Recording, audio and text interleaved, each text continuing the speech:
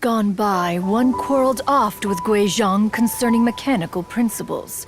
We each had our ideals, and neither would yield. Under the pretext of a social gathering, one invited the impartial Rex Lapis to judge the quality of our creations. But Rex Lapis declared that Guizhong's obscuro vulpus mechanism was superior.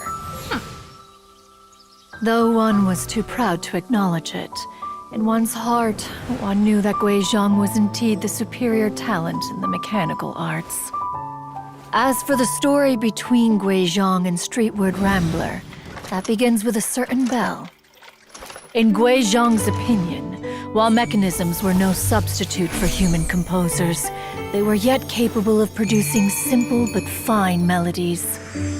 But Streetward Rambler believed music to be an expression of the soul, an emotional enterprise that could never hope to be replicated by machinery. They argued endlessly, until one asked Rex Lapis to intercede. He confiscated the bell and designated it for ceremonial use. Thereafter, one would often find them convening in the mountains, discussing music, mechanics, and all the affairs of the mortal world. But these good times were not to last. War broke out between the gods, and soon engulfed the Guili Plains.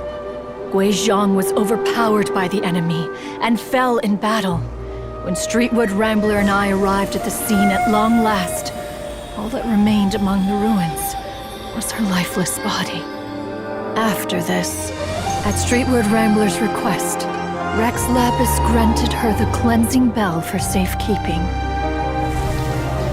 To honor our friend's memory, one made a few finishing touches to her ballistic device.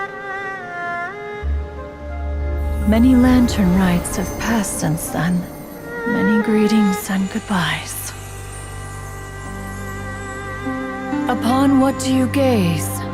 The Guili Plains? No.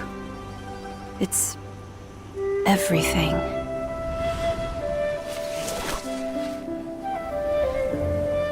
We think of human life as like a lantern that's lit one minute and extinguished the next.